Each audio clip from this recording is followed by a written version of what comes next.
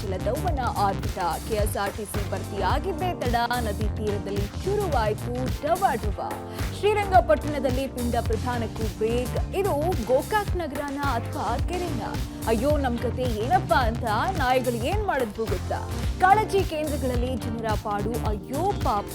ಎಲ್ಲೆಲ್ಲಿ ದೇವರಿಗೆ ಜಲ ದಿಗ್ಬಂಧನ, ಎಲ್ಲೆಲ್ಲಿ ಪೂಜೆ, ಎಲ್ಲದರ ಡೀಟೇಲ್ಸ್ ನೋಡ್ತಾ ಹೋಗೋಣ ಕರ್ನಾಟಕ ಟಾಪ್ 20ಯಲ್ಲಿ.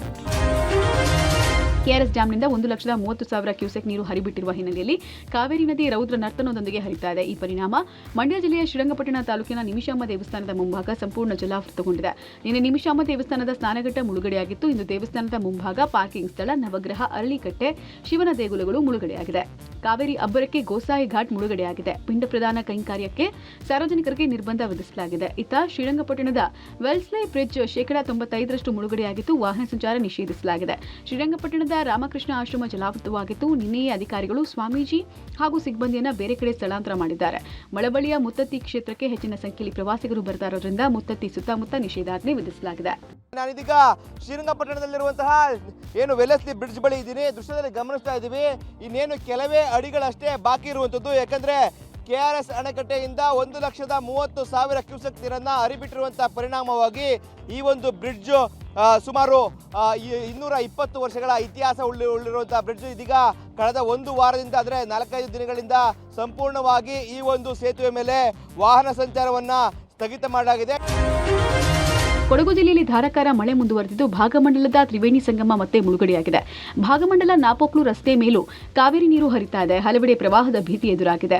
ಕೊಟ್ಟಮುಡಿ ಮೂರ್ನಾಡು ಸಂಪರ್ಕ ಕಡಿತಗೊಂಡಿದೆ. ಇತ್ತ ನಾಪೋಕ್ಲು ಚರಿಯಪರಂಬು ರಸ್ತೆ ಮೇಲೆ ನೀರು ಹರಿತಾ ಇದೆ. ನಾಪೋಕ್ಲು ಚರಿಯಪರಂಬು ಕಲ್ಲಮೊಟ್ಟೆ ರಸ್ತೆ ಸಂಪರ್ಕ ಕಡಿತಗೊಂಡಿದೆ. ಭಾಗಮಂಡಲ ನಾಪೋಕ್ಲು ಮೇಲೆ ಅರ್ಧ ಅಡಿಯಷ್ಟು ನೀರು ನಿಂತಿದೆ. ವಾಹನಗಳು ಮೇಲ್ಸೇತುವೆಯಲ್ಲಿ ಸಂಚಾರ ಮಾಡ್ತಿದೆ. ಕೆಲವೆಡೆ ವಿದ್ಯುತ್ ಕಂಬಗಳು ಧರೆಗೆ ಉರುಳಿದ್ದು ಹಲವು ಹಳ್ಳಿಗಳು ಕಗ್ಗತ್ತಲಲ್ಲಿ ಮುಳುಗಿದೆ. ಸೋಮವಾರಪೇಟೆ ತಾಲೂಕಿನ ಕಲ್ಕಂದೂರ್ನಲ್ಲಿ ಕೆರೆ ಏರಿ ಒಡೆದು ಜಮೀನುಗಳಿಗೆ ರಸ್ತೆಗೆ ನೀರು ನುಗ್ಗಿದೆ. ಅವೈಜ್ಞಾನಿಕ ಕೆರೆ ಕಾಮಗಾರಿಯಿಂದ ಅನಾಹುತ ಸಂಭವಿಸಿದೆ ಅಂತ ಜನ ಆರೋಪಿಸಿದ್ದಾರೆ. ಇತ್ತ ಸುಂಟಿಕೊಪ್ಪದ ಪನ್ಯ ಎಂಬಲ್ಲಿ ಭಾರೀ ಗಾಳಿ ಮಳೆಗೆ ಸಿಲ್ವರ್ ಮರವೊಂದು ರಸ್ತೆಗೆ ಉರುಳಿ ಬಿದ್ದು ಸುಂಟಿಕೊಪ್ಪ ಮಾದಾಪುರ ಸೋಮವಾರಪೇಟೆ ರಸ್ತೆ ಬಂದ್ ಮಾಡಲಾಗಿತ್ತು. ವಾಹನ ಸವಾರರು ಪರದಾಡುವಂತಾಗಿದೆ. ಘಟಪ್ರಭಾ, ಹಿರಣ್ಯಕೇಶಿ, ಮಾರ್ಕಂಡೆಯ ನದಿಗಳು ಉಕ್ಕಿ ಹರಿತಾ ಇರುವ ಪರಿಣಾಮ ಬೆಳಗಾವಿಯ ಗೋಕಾಕ್ ನಗರಕ್ಕೆ ನೀರು ನುಗ್ಗಿದೆ. 150 ಮನೆಗಳು ಜಲಾವೃತವಾಗಿದ್ದು 65 ಕುಟುಂಬಗಳನ್ನು ಕಾಳಜಿ ಕೇಂದ್ರಕ್ಕೆ ಸ್ಥಳಾಂತರ ಮಾಡಲಾಗಿದೆ. ಗೋಕಾಕ್ ನಗರದ ಮಟನ್ ಮಾರ್ಕೆಟ್, ದನಗಳ ಪೇಟೆ, ಮೋಜುಗಾರ ಗಲ್ಲಿ, ಡೋರ್ ಗಲ್ಲಿ, ಕುಮಾರ್ ಗಲ್ಲಿ, ಉಪ್ಪಾರ್ ಗಲ್ಲಿ, ಮಟನ್ ಮಾರ್ಕೆಟ್, ದಾಳಂಬರಿ ತೋಟ, ಕಿಲ್ಲಾ ಹಾಗೂ ಮಾರ್ಕಂಡೆಯ ನಗರದ ಮನೆಗಳು ನೀರಿನಲ್ಲಿ ಮುಳುಗಿದೆ. ಗೋಕಾಕ್ ಜೂನಿಯರ್ ಕಾಲೇಜಿನ ಕಾಳಜಿ ಕೇಂದ್ರದಲ್ಲಿ 65ಕ್ಕೂ ಹೆಚ್ಚು ಜನರು ತಾತ್ಕಾಲಿಕ ಆಶ್ರಯ ಪಡೆದಿದ್ದಾರೆ. ಗೋಕಾಕ್ನ ಎಲ್ಲಾ ಬಡಾವಣೆಗಳಿಗೆ ನೀರು ನುಗ್ಗಿದ ದೃಶ್ಯ ಡ್ರೋನ್ ಕ್ಯಾಮೆರಾದಲ್ಲಿ ಸೆರೆಯಾಗಿದೆ. ಇತ್ತ ಸಂಕೇಶ್ವರ ಹುಬ್ಬಳ್ಳಿ ರಾಜ್ಯ ಹೆದ್ದಾರಿಯಲ್ಲಿರುವ ಲೊಳಲಸೂರ ಸೇತುವೆ ಜಲಾವೃತ ಆಗಿದೆ. ನಿನ್ನೆ ಒಂದೇ ದಿನ 6 ಸಂಪರ್ಕ ಸೇತುವೆಗಳು ಮುಳುಗಡೆಯಾಗಿದೆ. ಜಿಲ್ಲೆಯಲ್ಲಿನ 232 ಗ್ರಾಮಗಳಿಗೆ ಪ್ರವಾಹದ ಆತಂಕ ಶುರುವಾಗಿದೆ. ನೆರೆ ನೀರಿನಲ್ಲಿ ನಾಯಿಗಳು ಕೂಡ ಜೀವ ಭಯದಿಂದ ಪರದಾಟ ನಡೆಸಿದೆ.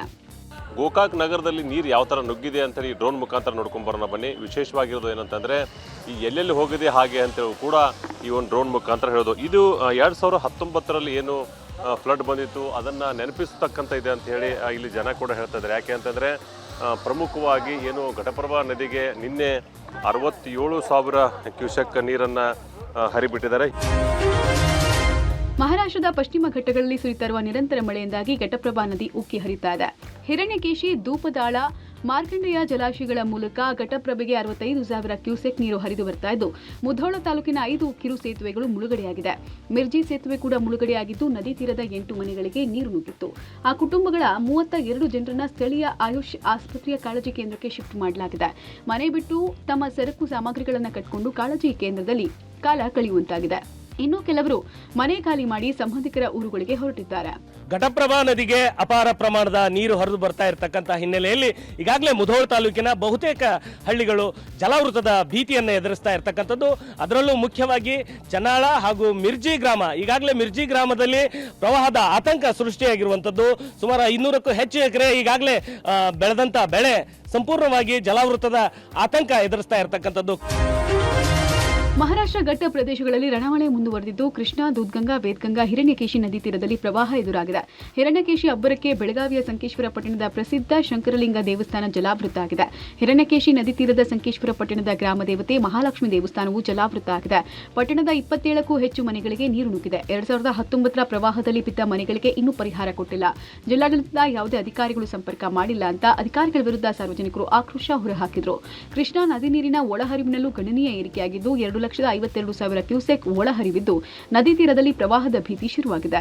ಸದ್ಯ ನಾನು ಬೆಳಗಾವಿ ಜಿಲ್ಲೆ ಹುಕ್ಕೇರಿ ತಾಲೂಕಿನ ಸಂಕೇಶ್ವರ ಪಟ್ಟಣದಲ್ಲಿದ್ದೀನಿ. ನೋಡ್ಬೋದು ದೃಶ್ಯದಲ್ಲಿ ಈಗಾಗಲೇ ಹಿರಣ್ಯಕೇಶಿ ನದಿ ತನ್ನ ಪಾತ್ರವನ್ನು ಬಿಟ್ಟು ಹರಿದು ಪರಿಣಾಮ ಏನು ಸಂಕೇಶ್ವರ ಪಟ್ಟಣದ ಶಂಕರಲಿಂಗ ದೇವಸ್ಥಾನ ಇದೆ, ದೇವಸ್ಥಾನ ಸಂಪೂರ್ಣವಾಗಿ ಜಲಾವೃತವಾಗಿರುವಂಥದ್ದು. ಅದರ ಜೊತೆಗೆ ಏನು ಹಿರಣ್ಯಕೇಶಿ ನದಿ ಈಗಾಗಲೇ ಸುಮಾರು 500 ಮೀಟರ್ ಅಂದರೆ ಅರ್ಧ ಕಿಲೋಮೀಟರ್ಗಳಷ್ಟು ತನ್ನ ಪಾತ್ರವನ್ನು ಬಿಟ್ಟು ಹೊರಗೆ ಬಂದಿರುವಂಥದ್ದು. ಹೀಗಾಗಿ 27ಕ್ಕೂ ಹೆಚ್ಚು ಮನೆಗಳಲ್ಲಿ ನೀರು ನುಗ್ಗಿರುವಂಥದ್ದು.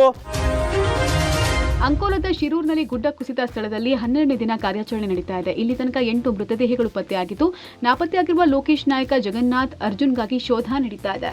ನದಿಗೆ ಇಳಿದು ಕಾರ್ಯಾಚರಣೆ ಮಾಡೋದಕ್ಕೆ ಸೇನೆ ಹಾಗೂ ನೌಕಾದಳ ಹಿಂದೇಟು ಹಾಕಿದ್ರಿಂದ ಈಜು ತಜ್ಞ ಈಶ್ವರ್ ಮಲ್ಪೆ ಕಾರ್ಯಾಚರಣೆಗೆ ಮುಂದಾಗಿದ್ದಾರೆ. ಇವತ್ತು ಈಶ್ವರ್ ಮಲ್ಪೆ ನೇತೃತ್ವದಲ್ಲಿ ಕಾರ್ಯಾಚರಣೆ ನಡೀತಾ ಇದೆ. ಗಂಗಾವಳಿ ನದಿಯಲ್ಲಿ ಲಾರಿ ರೀತಿಯ ವಸ್ತು ಇರೋದು ಪತ್ತೆಯಾಗಿರೋ ಹಿನ್ನೆಲೆಯಲ್ಲಿ ಈಜು ತಜ್ಞರು ನದಿಗೆ ಇಳಿದು ಲಾರಿ ಪತ್ತೆ ಮಾಡ್ತಾರೆ. ಇನ್ನು ನಾಪತ್ತೆಯಾಗಿರುವ ಡ್ರೈವರ್ ಅರ್ಜುನ್ ಹುಡುಕಾಟಕ್ಕಾಗಿ ಕೇರಳ ಸಿಎಂ ಪಿಣರಾಯಿ ವಿಜಯನ್, ಸಿಎಂ ಸಿದ್ದರಾಮಯ್ಯ ಕೇಂದ್ರ ರಕ್ಷಣಾ ಸಚಿವರಿಗೆ ಮನವಿ ಮಾಡಿಕೊಂಡಿದ್ದಾರೆ. ಕೇರಳ ಮೂಲದ ಅರ್ಜುನ್ ಲಾರಿ ಸಮೇತ ನಾಪತ್ತೆಯಾಗಿರುವುದರಿಂದ ಆಧುನಿಕ ಉಪಕರಣಗಳನ್ನು ಬಳಸಿಕೊಂಡು ಶೋಧ ಕಾರ್ಯ ಮಾಡಬೇಕು ಅಂತ ವಿನಂತಿಸಿದ್ದಾರೆ. ಇನ್ನು ಶಿರಸಿ ಹಾವೇರಿ ಹೆದ್ದಾರಿ ಮಳೆಯಿಂದ ಸಂಪೂರ್ಣ ಹಾನಿಗೆ ಒಳಗಾಗಿದ್ದ ರಸ್ತೆ ಸರಿಪಡಿಸೋಕೆ ಗುತ್ತಿಗೆದಾರರು ನಿರಾಕರಿಸಿದ್ದು ಈಗ ಬೇರೆಯವರಿಗೆ ಗುತ್ತಿಗೆ ನೀಡಲಾಗಿದೆ ಅಂತ ಸಂಸದ ವಿಶ್ವೇಶ್ವರ ಹೆಗಡೆ ಕಾಕೇರಿ ವಿಡಿಯೋ ಮೂಲಕ ಮಾಹಿತಿ ಕೊಟ್ಟಿದ್ದಾರೆ. ನಮ್ಮ ಸಾಗರಮಾಲಾ 2ರ ಯೋಜನೆಯಲ್ಲಿ ಶಿರ್ಸಿ ಹಾನಗಲ್ ರಸ್ತೆ ಕಳೆದ 2-3 ವರ್ಷಗಳಿಂದ ಪ್ರಾರಂಭವಾಗಿ ನಿಧಾನಗತಿಯಲ್ಲಿ ಸಾಗುತ್ತಾ ಇರೋದರ ಬಗ್ಗೆ ಈಗ ಇನ್ನೊಂದು ಗುತ್ತಿಗೆದಾರರ ಜೊತೆಗೆ ಮಾತನಾಡಿ ಅವರ ಮೂಲಕ ಈಗ ಪಾಟೋಲನ್ನು ನಾನು ಮಾಡಿಸುವಂಥ ಒಂದು ಪ್ರಯತ್ನವನ್ನು ನಾನು ಮಾಡಿದ್ದೇನೆ. ಮಹಾರಾಷ್ಟ್ರ ಕೃಷ್ಣಾ ಭಾಗದಲ್ಲಿ ಧಾರಾಕಾರ ಮಳೆಯಿಂದಾಗಿ ನಾರಾಯಣಪುರದ ಬಸವಸಾಗರ ಜಲಾಶಯ ಬಹುತೇಕ ಭರ್ತಿಯಾಗಿದೆ. ಕೃಷ್ಣಾ ನದಿ ಮೈದುಂಬಿ ಹರಿತಾ ಇದ್ದು ದೇವದುರ್ಗದ ಗೂಗಲ್ ಬ್ರಿಡ್ಜ್ ಕಮ್ ಬ್ಯಾರೇಜ್ನ 69 ಗೇಟ್ಗಳನ್ನು ತೆರೆದು ನೀರು ಹರಿಬಿಡಲಾಗ್ತಾ ಇದೆ. ಆದರೆ ಗೇಟ್ಗಳನ್ನು ಅರ್ಧಕ್ಕೆ ತೆಗೆದು ಬಿಟ್ಟಿರೋದ್ರಿಂದ ನೀರು ಹಿಂದಕ್ಕೆ ನುಗ್ತಾ ಇದೆ. ನದಿಯಲ್ಲಿ ನೀರಿನ ಪ್ರಮಾಣ ಹೆಚ್ಚಾಗಿದ್ದರಿಂದ ರೈತರ ಜಮೀನಿಗೆ ನೀರು ನುಗ್ಗಿದೆ. ನದಿ ತೀರದಲ್ಲಿ ಹಾಕಿದ ರೈತರ ಪಂಪ್ಸೆಟ್ಗಳು ಮುಳುಗಡೆಯಾಗಿದೆ. ಅಲಮಾಪ್ರಭು ದೇವಾಲಯಕ್ಕೆ ಜಲ ದಿಗ್ಬಂಧನದ ಭೀತಿ ಶುರುವಾಗಿದೆ. ಜಿಲ್ಲಾಡಳಿತ ಎಚ್ಚರಿಕೆ ಮಧ್ಯೆಯೂ ಸ್ನಾನಘಟ್ಟಕ್ಕೆ ಜನ ಇಳಿತಾ ಇದ್ದಾರೆ. ಲಿಂಗಸಗೂರು ತಾಲೂಕಿನ ನಡುಗಡ್ಡೆ ಗ್ರಾಮಗಳಲ್ಲಿ ಮುಂಜಾಗ್ರತೆಯಿಂದ ಗರ್ಭಿಣಿಯರನ್ನ ಬೇರೆ ಕಡೆಗೆ ಸ್ಥಳಾಂತರ ಮಾಡಲಾಗಿದೆ. ಕಡರಗಡ್ಡಿ, ಮ್ಯಾದರಗಡ್ಡಿ, ಹಂಚಿನಾಳ, ಯರಗೋಡಿ, ವಂಕಂಗಡ್ಡಿ ಗ್ರಾಮದ 15 ಗರ್ಭಿಣಿಯರನ್ನ ಈಚನಾಳ ಗ್ರಾಮದ ಆರೋಗ್ಯ ಕೇಂದ್ರಕ್ಕೆ ಶಿಫ್ಟ್ ಮಾಡಲಾಗಿದೆ. ಕೃಷ್ಣಾ ನದಿಯಲ್ಲಿ ಕ್ಷಣಕ್ಕೂ ಕೂಡ ಪ್ರವಾಹದ ಭೀತಿ ಹೆಚ್ಚಾಗ್ತಾನೆ ಇದೆ. ನದಿ ಪಾತ್ರದ ಗ್ರಾಮದ ಜನ ಪ್ರವಾಹದ ಆತಂಕದಲ್ಲಿ ಒಳಗಾಗಿರುವಂಥದ್ದು. ನಾವೀಗ ರಾಯಚೂರಿನ ದೇವದುರ್ಗ ತಾಲೂಕಿನ ಗೂಗಲ್ ಬ್ರಿಡ್ಜ್ ಕಮ್ ಬ್ಯಾರೇಜ್ನ ಬಳಿ ಇರುವಂಥದ್ದು. ಇಲ್ಲಿರ್ತಕ್ಕಂಥ ಬ್ರಿಡ್ಜ್ನ 69 ಗೇಟ್ಗಳ ಮುಖಾಂತರ ಈಗ ನೀರನ್ನು ಹೊರಹರಿಸಲಾಗ್ತಾ ಇದೆ. ಹೀಗಾಗಿ ಪ್ರವಾಹವನ್ನು ತಡಿಲಿಕ್ಕೆ ಈ ಒಂದು ಬಾಂಧವರು ಕೂಡ ಮುಖ್ಯ ಪಾತ್ರವನ್ನು ವಹಿಸುತ್ತೆ. ಹಾವೇರಿ ಜಿಲ್ಲೆಯಲ್ಲಿ ನಿರಂತರ ಮಳೆಗೆ ಮನೆಯ ಮೇಲ್ಛಾವಣಿ ಕುಸಿದು ತಾಯಿ 2 ಮಕ್ಕಳು ಮೃತಪಟ್ಟಿದ್ರು. ಈಗ 1 ವಾರದ ಬಳಿಕ ಅದೇ ಕುಟುಂಬದ ವೃದ್ಧೆ ಚಿಕಿತ್ಸೆ ಫಲಿಸದೆ ಆಸ್ಪತ್ರೆಯಲ್ಲಿಯೇ ಸಾವನ್ನಪ್ಪಿದ್ದಾರೆ. ಕಿಮ್ಸ್ ಆಸ್ಪತ್ರೆಯಲ್ಲಿ 60 ವರ್ಷದ ವೃದ್ಧೆ ಯಲ್ಲವ್ವ ಹರಕುಣಿ ಸಾವನ್ನಪ್ಪಿದ್ದಾರೆ. ಸಾವಿನ ಸಂಖ್ಯೆ 4ಕ್ಕೆ ಏರಿಕೆಯಾಗಿದೆ. ಕಳೆದ ಜುಲೈ 19ರಂದು ಸವಣೂರು ತಾಲೂಕಿನ ಮಾದಾಪುರ ಗ್ರಾಮದಲ್ಲಿ ಮನೆ ಮೇಲ್ಛಾವಣಿ ಕುಸಿದು ದುರಂತ ಸಂಭವಿಸಿತ್ತು. ಘಟನೆಯಲ್ಲಿ 2 ವರ್ಷದ ಅವಳಿ ಮಕ್ಕಳು ತಾಯಿ ಸ್ಥಳದಲ್ಲಿಯೇ ಸಾವನ್ನಪ್ಪಿದ್ರು. ಈಗ ಗಾಯಗೊಂಡಿದ್ದಂತಹ ವೃದ್ಧೆಯೂ ಕೂಡ ಸಾವನ್ನಪ್ಪಿದ್ದು 4 ಜನರನ್ನ ಕಳೆದುಕೊಂಡ ಕುಟುಂಬಸ್ಥರ ಆಕ್ರಂದನ ಮುಗಿಲು ಮುಟ್ಟಿದೆ. ಮತ್ತೊಂದು ಕಡೆ ಶಿವಮೊಗ್ಗ ಜಿಲ್ಲೆಯಲ್ಲಿ ಮಳೆ ಎಡೆಬಿಡದೆ ಸುರಿತಾ ಇದ್ದು ಸೊರಬ ತಾಲೂಕಿನ ಲಕ್ಕವಳ್ಳಿ ಗ್ರಾಮದಲ್ಲಿ ಹಂಚಿನ ಮನೆಯೊಂದು ಕುಸಿದು ಬಿದ್ದಿದೆ. ಮಲ್ಲಿಕಾರ್ಜುನ ಪೂಜಾರಿ ಎಂಬುವರ ಮನೆ ಕುಸಿದು ಬಿದ್ದಿದ್ದು ಗ್ರಾಮಕ್ಕೆ ಭೇಟಿ ಕೊಡದ ಅಧಿಕಾರಿಗಳ ವಿರುದ್ಧ ಆಕ್ರೋಶ ವ್ಯಕ್ತವಾಗಿದೆ.